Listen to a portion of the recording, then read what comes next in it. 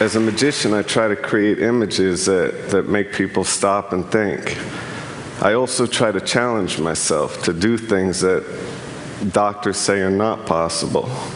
I was buried alive in New York City in a coffin, buried alive in a coffin in April 1999 for a week. I lived there with nothing but water.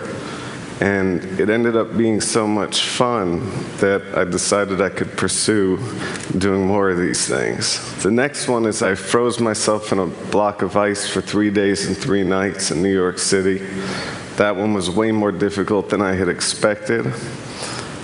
The one after that, I stood on top of a 100-foot pillar for 36 hours. I began to hallucinate so hard that the buildings that were behind me started to look like big animal heads. So next I went to London. In London I lived in a glass box for 44 days with nothing but water. It was for me one of the most difficult things I'd ever done, but it was also the most beautiful. There were so many skeptics, especially the press in London, that they started flying cheeseburgers on helicopters around my box to tempt me. So I felt very validated when the New England Journal of Medicine actually used the research for science. My next pursuit was I wanted to see how long I could go without breathing, like how long I could survive with nothing, not even air. I didn't realize that it would become the most amazing journey of my life. As a young magician, I was obsessed with Houdini and his underwater challenges. So I began early on competing against the other kids, seeing how long I could stay underwater while they went up and down to breathe, 5 times while I stayed under on one breath. By the time I was a teenager, I was able to hold my breath for 3 minutes and 30 seconds. I would later find out that was Houdini's personal record. In 1987, I heard of a story about a boy that fell through ice and was trapped under a river. He was underneath not breathing for 45 minutes. When the rescue workers came, they resuscitated him and there was no brain damage. His core temperature had dropped to 77 degrees. As a magician, I think everything is possible. And I think if something is done by one person, it can be done by others. I started to think if the boy could survive without breathing for that long, there must be a way that I could do it. So I met with a top neurosurgeon, and I asked him, how long is it possible to go without breathing? Like, how long could I go without air? And he said to me that anything over 6 minutes, you have a serious risk of hypoxic brain damage. So I took that as a challenge, basically. My first try, I figured that I could do something similar, and I created a water tank, and I filled it with ice and freezing cold water, and I stayed inside of that water tank hoping my core temperature would start to drop. And I was shivering, and my first attempt to hold my breath, I couldn't even last a minute. So I realized that was completely not going to work. So I went to talk to a doctor friend, and I asked him, how could I do that? I want to hold my breath for a really long time. How could it be done? And he said, David, you're a magician. Create the illusion of not breathing. It'll be much easier. So he came up with this idea of creating a rebreather with a CO2 scrubber, which was basically a tube from Home Depot with balloons duct taped to it that he thought we could put inside of me, and somehow I'd be able to circulate the air and rebreathe with this thing in me. This is a little hard to watch, but this is that attempt.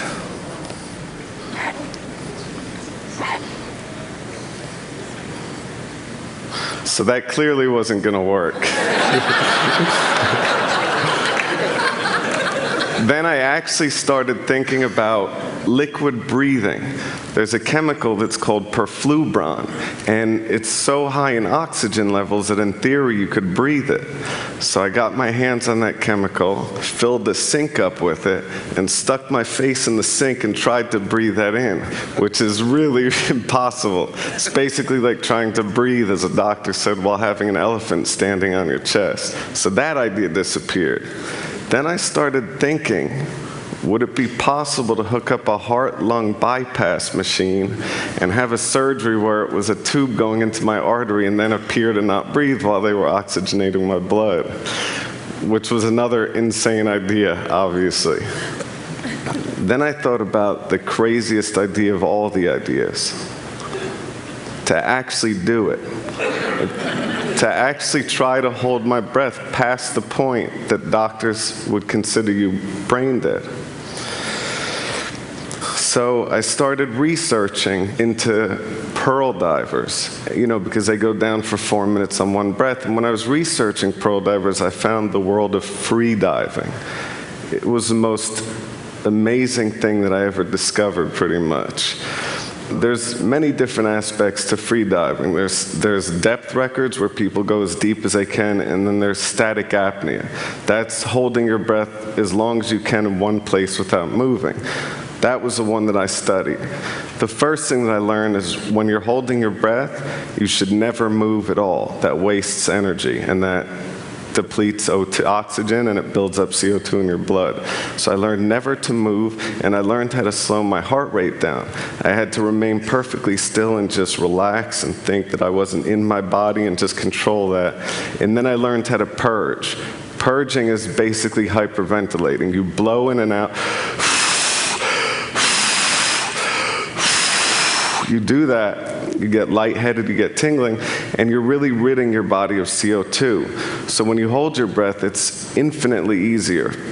Then I learned that you have to take a huge breath, and you just hold and relax and never let any air out, and just hold and relax through all the pain.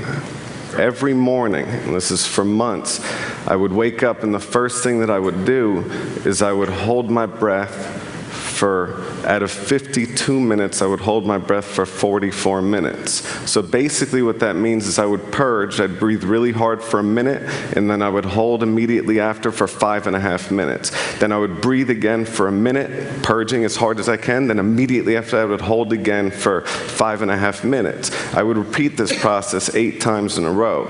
Out of 52 minutes, you're only breathing for 8 minutes. At the end of that, you're completely fried. Your brain, you feel like you're walking around in a daze and you have these awful headaches.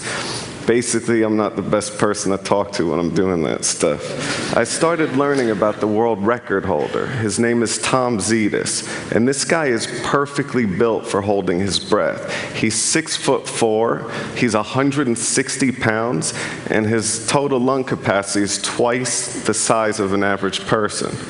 I'm 6'1" and fat. We'll say big boned. I had to drop 50 pounds in 3 months. So everything that I put into my body I considered as medicine. Every bit of food was exactly what it was for its nutritional value. I ate really small, controlled portions throughout the day, and I started to really adapt my body.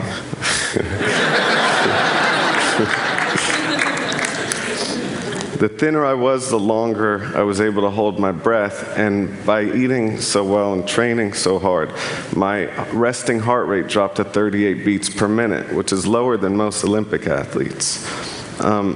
In 4 months of training, I was able to hold my breath for over 7 minutes. I wanted to try holding my breath everywhere. I wanted to try it in the most extreme situations to see if I could slow my heart rate down under duress. I decided that I was going to break the world record live on primetime television. The world record was 8 minutes and 58 seconds, held by Tom Zetas, that guy with the whale lungs I told you about. I assumed that I could put a water tank at Lincoln Center and If I stayed there a week not eating, I would get comfortable in that situation and I would slow my metabolism, which I was sure would help me hold my breath longer than I had been able to do it. I was completely wrong. I entered the sphere a week before the scheduled air date, and I thought everything seemed to be on track. 2 days before my big breath hold attempt for the record, the producers of my television special thought that just watching somebody holding their breath and almost drowning is too boring for television. So I had to add handcuffs while holding my breath to escape from. This was a critical mistake. Because of the movement, I was wasting oxygen, and by 7 minutes I had gone into these awful convulsions. By 7:08, I started to black out, and by 7 minutes and 30 seconds, they had to pull my body out and bring me back.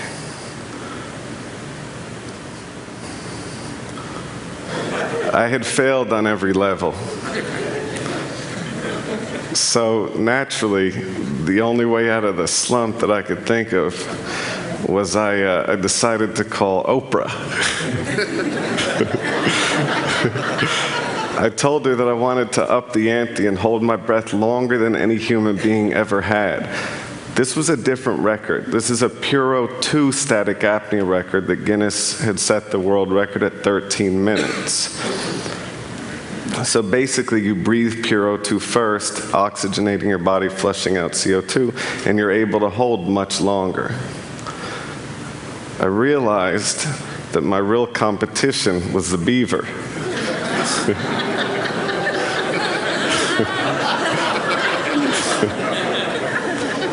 In January of '08, Oprah gave me 4 months to prepare and train. So I would sleep in a hypoxic tent every night.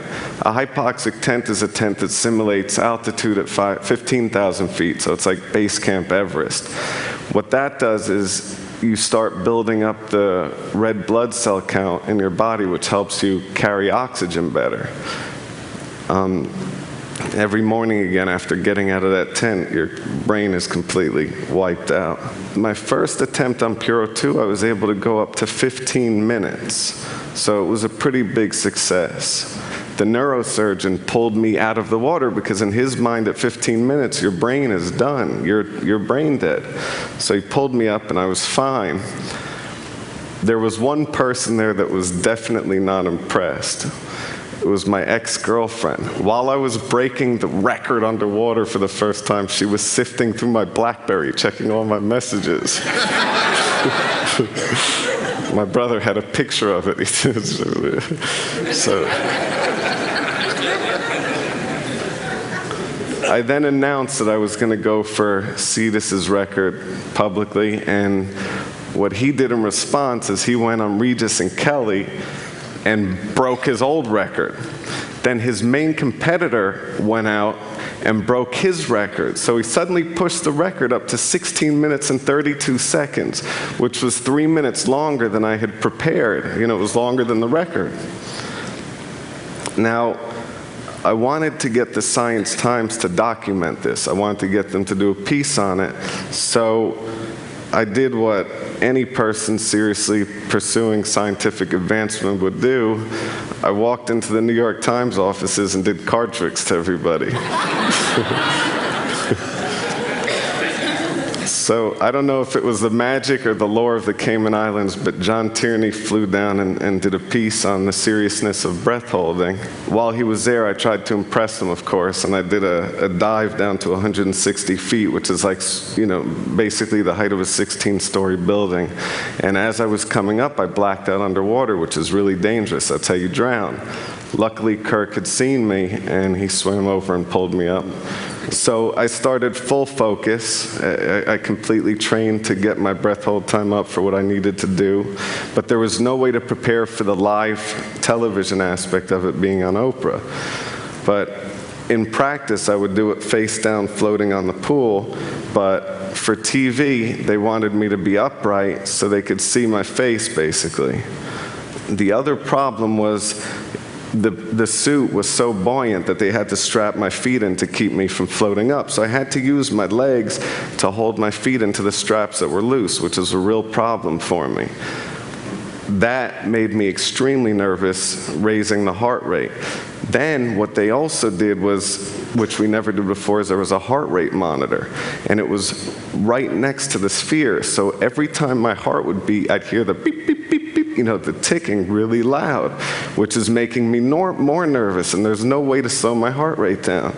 So normally I would start at 38 beats per minute, and while holding my breath, it would drop to 12 beats per minute, which is pretty unusual.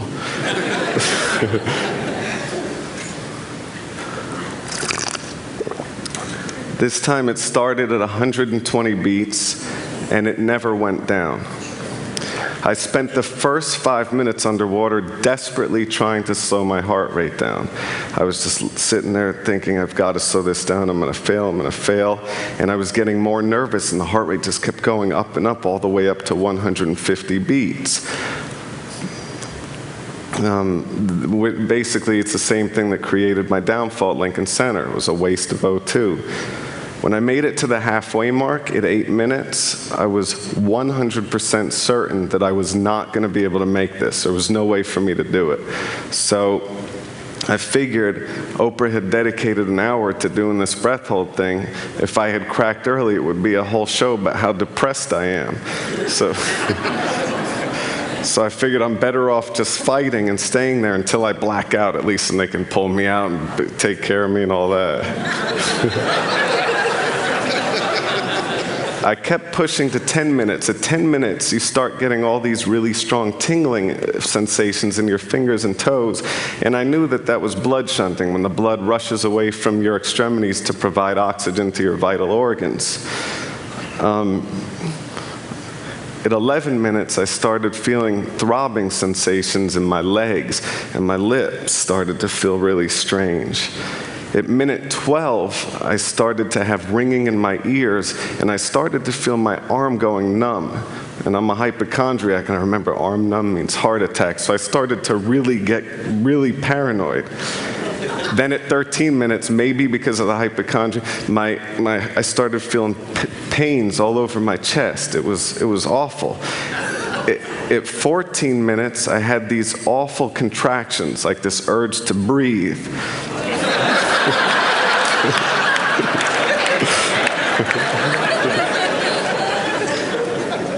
At 15 minutes, I was suffering major O2 deprivation to the heart, and I started having ischemia to the heart.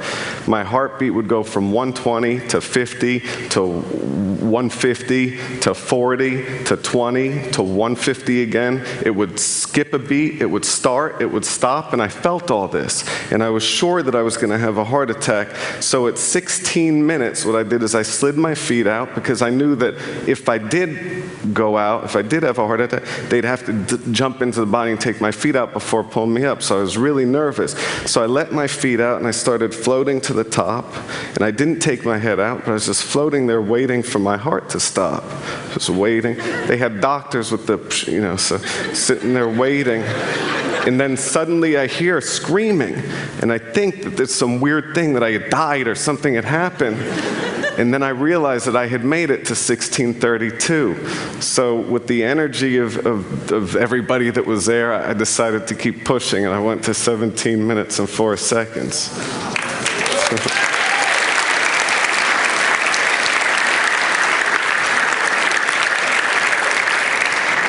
As though that wasn't enough, what I did immediately after is I went to Quest Labs and had them take every blood sample that they could to test for everything and to see where my levels were so the doctors could use it once again. I also didn't want anybody to question it. I had the world record, and I wanted to make sure it was legitimate. So I get to New York City the next day, and this kid walks up to me. I'm walking out of the Apple store. This kid walks up to me. He's like, "Yo, D." I'm like, "Yeah?" He said, "If you really held your breath that long, why'd you come out of the water dry?" I was like, "What?" And that's my life. So, but As a magician, I try to show things to people that seem impossible. And I think magic, whether I'm holding my breath or shuffling a deck of cards, is pretty simple. It's practice, it's training, and it's practice, it's training and experimenting while pushing through the pain to be the best that I can be. And that's what magic is to me. So thank you.